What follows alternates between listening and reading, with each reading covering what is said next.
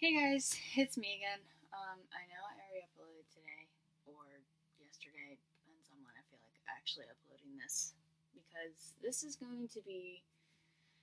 Um, I'm really not going to edit this video at all because I want this to be as raw and real as possible. So I'm going to be saying a lot. I may stall. There may be tears. I don't know. We're going to go with it. So there is a nonprofit organization that I follow, and I actually have made friends through called Buddy Project. I will link their website down below for you guys.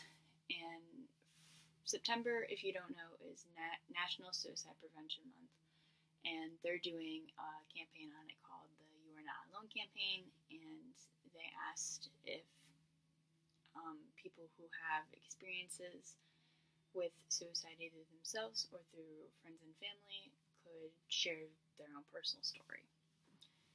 Now, how I come into play with this is that I have had experiences personally with suicide. I have never attempted. Obviously, I've never succeeded because, well, here we are. But I have had thoughts, and there have been a lot of things that have led to those. And I actually almost attempted taking my life once, where I really, really thought about it, and I almost attempted, but then something stopped me. I stopped myself, I guess. It's hard to explain. So I am going to put a trigger warning here because this is a very serious topic, and I know that it triggers some people, whether it's the suicide or the depression or just all of it, whatever it is. There's your warning. If it makes you uncomfortable, please click off the video. And we're just going to get right into this. So, we're going to start with how my depression pretty much first started affecting me. So, I was in a very abusive household it became very abusive from the ages of 8 to 13. 13 is when I finally stood up for myself and basically said enough is enough and I couldn't handle it anymore. And then I got out of that situation, thankfully. I had known this woman since I was like 2.5, 3 years old. But she took care of foster kids, so I was, a foster sister for a few years. And there was one girl that pretty much traumatized all of us in that house and affected this woman the most. She was already clinically insane, and then she kind of took it out on me.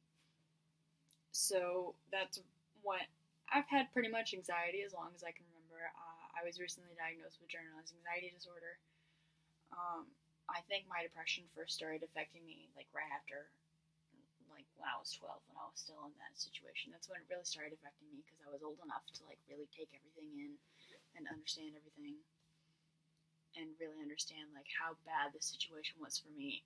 And I felt horrible because I didn't think there was any way I was going to be able to get out of that situation. I was diagnosed recently, around the same time as I was diagnosed with GAD. I was diagnosed with clinical depression. Now I've explained how that affects how those two mental illnesses affect my brain and my daily life and everything in a separate video called Explaining My Mental Illnesses. Either mental health or mental illnesses. I can't remember why I named it. But anyway, it's me explaining that. And so, fast forward to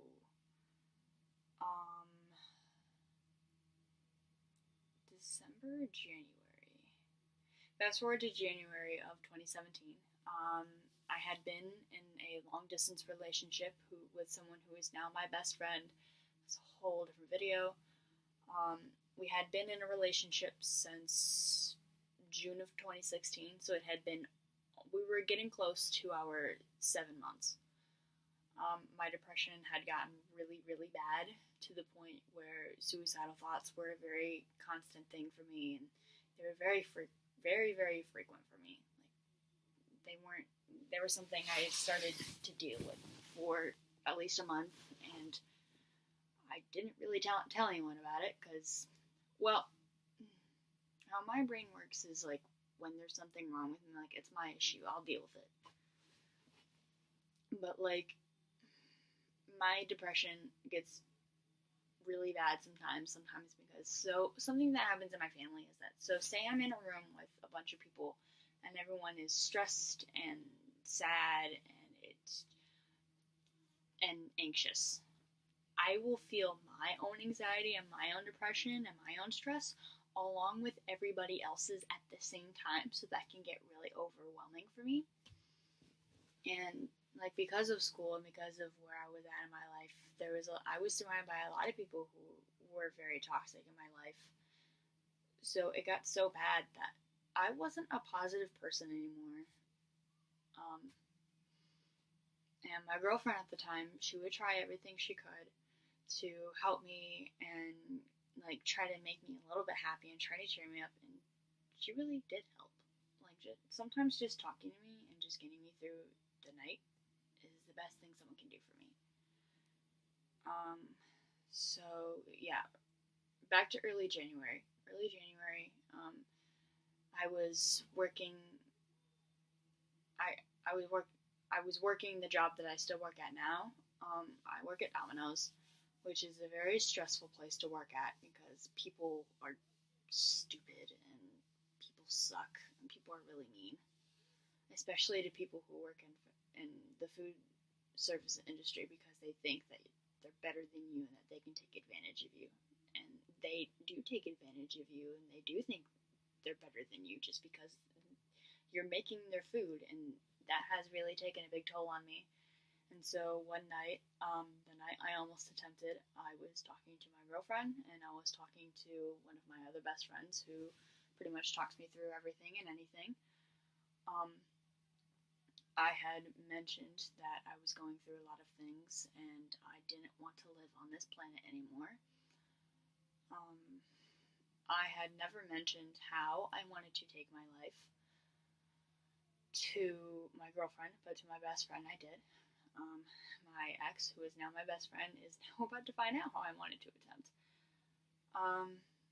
So I know that there's different ways that you can, but the way that I wanted to take my own life was to overdose. Because at that point in my life, I couldn't feel pain anymore. I couldn't feel anything. I was so numb that feelings weren't a thing for me anymore. So I knew it was going to be painful. I knew it was going to suck. But I just needed to feel something, anything.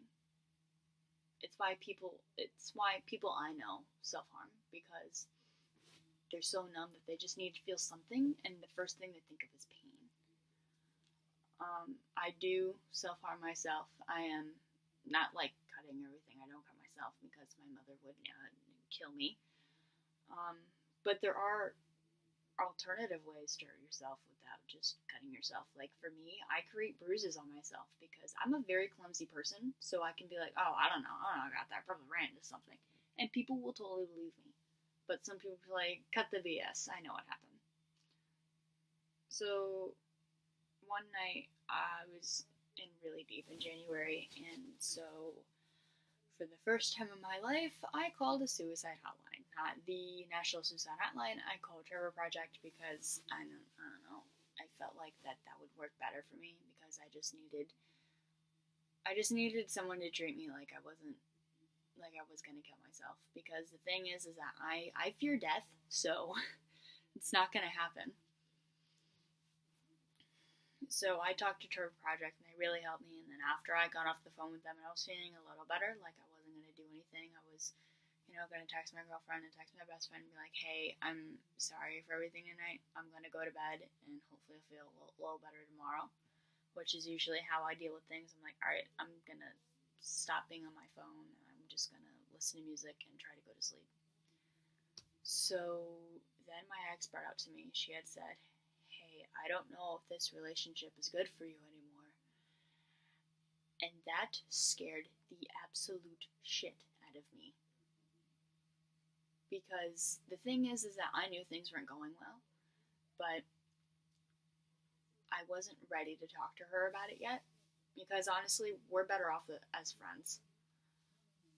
But I needed to hold on to something, and that relationship was pretty much one of the only good things in my life, Because another thing that led to me almost attempting was that multiple people were betraying me, multiple people were talking behind my back. Um, how my school works, my school is very cliquey, pretty much like any other small town.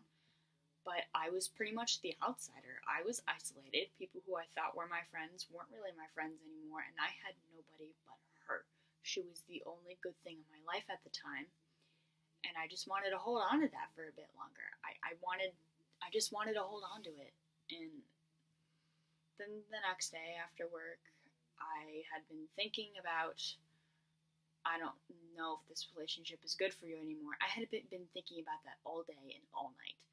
That was pretty much all that was on my mind. And so I had texted her. I said, "Hey, can you call me? We need to talk." And she said that her phone was dying or whatever. I don't know if I believe that. Honestly, I think it was because she knew I think it was because she knew I was really upset, and she knew that I was gonna cry, and she just didn't want to deal with that, and that's fine. Whatever. And so we talked about it, and then I finally asked the question, "Do you even want to be with me anymore?" And she simply said no. After the simple no, that's when things went downhill for me. I put down my phone. I started crying. I cried more than I had cried in a long time. Because I'm someone who pretty much cries in my own time, not in front of people. My mom was in the same room, and my mom's boyfriend was in the same room, and I cried so hard. And my mom came over because she looked at me and she asked me what was wrong. I didn't say anything until a few minutes. It took me a minute to even get words out because this girl was the first girl I had ever fallen in love with. This was the first girl that didn't treat me like crap and finally gave me a chance. So when all that was taken away from me, when I was dumped over a text, come on. When I was dumped over a text, it left me heartbroken. So then, I went to take a shower, and then the thoughts came flooding back in, and things happen, and everything's fine with her now. At this point in my life, I do still have suicidal thoughts, but I have never thought about taking my own life since January. Really, really consider it and almost do it again. So yeah, that's my story with my personal story about suicide, and pretty much what I want this to convey is I want to just be able to let go and vent about that, and I just hope that this helps someone. If you ever are thinking about killing yourself, don't. I don't care where you live. I don't care who you are. I don't care what your situation is. There is a reason for you to live. You just haven't found it yet. I haven't found it yet either. But I live for the little things. You live for the little things too. Okay? Alright, I love you guys, and I will see you on Monday. Bye.